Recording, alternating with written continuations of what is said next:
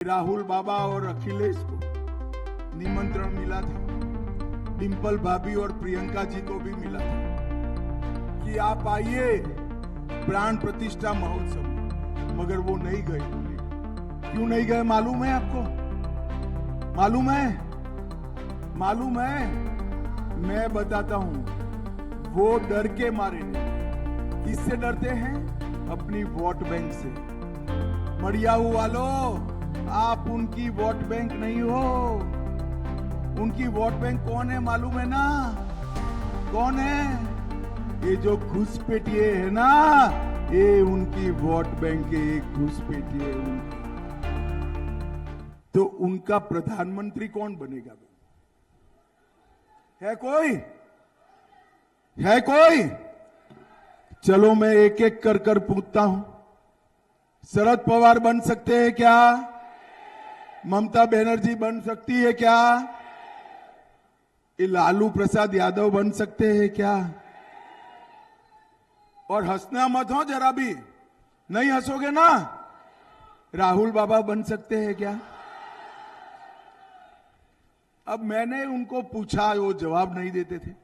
एक पत्रकार ने पूछा कि भाई आप ये बताओ, आपका प्रधानमंत्री पद का प्रत्याशी कौन है? तो उन्होंने कहा हम बारी बारी 5 साल एक एक जना बनेंगे। बोले मड़ियाऊ वालों, ऐसे देश चल सकता है क्या? अरे राहुल बाबा, ये परचूरन की दुकान नहीं है। 130 करोड़ का महान भारत है, उसको एक मजबूत नेतृत्व चाहिए। और वो मजबूत नेतृत्व कौन दे सकता है भाइयों? जोर से बोलो, कौन दे सकता है? केवल और केवल नरेंद्र मोदी दे सकते हैं। मुझे बताओ मड़ियाऊ वालों, अयोध्या में राम मंदिर बनना चाहिए था या नहीं बनना चाहिए था? जोर से बोलो, बनना चाहिए था या नहीं बनना चाहिए था? 70 साल तक ये अखिलेश बाबू और राहुल बाबा की पार्टियां राम मंदिर को लटकाती रही। हमारे राम भक्तों पर, कार सेवकों पर गोली चलाने का काम समाजवादी पार्टी ने किया था। भाइयों बहनों, ये जो चुनाव है, राम सेवकों पर गोली चलाने वालों का और राम मंदिर बनाने वालों के बीच का चुनाव है। आपने राम मंदिर तो नहीं बनने दिया।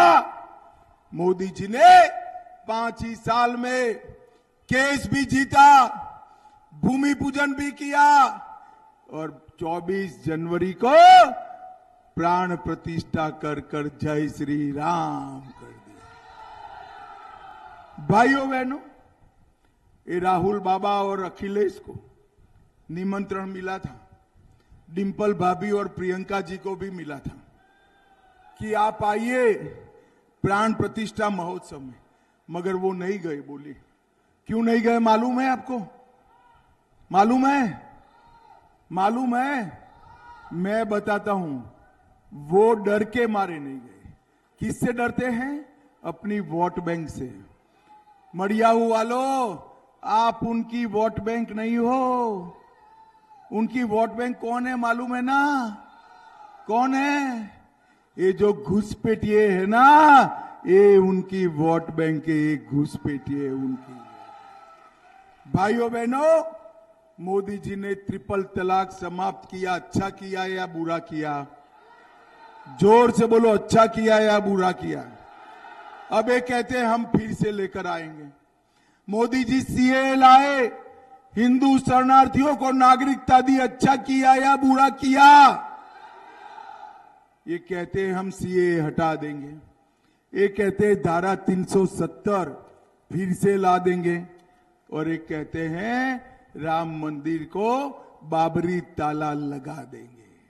भाइयों बहनों, ऐसे लोगों को सत्ता पर बिठाना छोड़िए, सत्ता के 100 माइल नजदीक नहीं आने देना चाहिए। 100 माइल नजदीक नहीं। भाइयों बहनों, आज मैं यहां आया हूं तब एक कांग्रेस पार्टी एक झूठ फैला रही कि मोदी जी आएंगे तो आरक्षण हटा देंगे। मैं आप सभी को कहने आया हूं, 10 साल से मोदी जी के पास पूर्ण बहुमत है। 10 साल में बहुमत का उपयोग मोदी जी ने आरक्षण हटाने के लिए नहीं किया। ये कांग्रेस पार्टी, ये सपा बसपा झूठ बोल रहे हैं। मैं आपको बता कर जाता हूं, एक भी सांसद भाजपा का है तब तक आरक्षण को कोई हाथ नहीं लगा सकता, हाथ नहीं लगा। इन लोगों ने आरक्षण को कटौती करने का, डाका डालने का काम किया। कर्नाटक और तेलंगाना में मुसलमानों को आरक्षण दिया, 5% आरक्षण दिया। मैं पूछना चाहता हूं मडियाहू वालों, मुस्लिमों को आरक्षण दिया, ये किसका कटा बताइए? ओबीसी, एससी और एसटी का कटा। आप मोदी जी को तीसरी बार प्रधानमंत्री बना दो, हम ये मुस्लिम आरक्षण समाप्त कर कर एससी, एसटी, ओबीसी का आरक्षण बढ़ाए। भाइयों बहनों, ये कांग्रेस पार्टी हमेशा से दलित विरोधी पार्टी है। आंबेडकर जी का हमेशा अपमान किया। मोदी जी ने 14 अप्रैल को समरसता दिन घोषित किया, 26 नवंबर को संविधान दिन घोषित किया। मऊ, लंदन, नागपुर, दिल्ली और मुंबई में जहां जहां आंबेडकर जी के जीवन के महत्वपूर्ण घटनाएं थी, वहां स्मारक बनाने का काम नरेंद्र मोदी जी ने किया।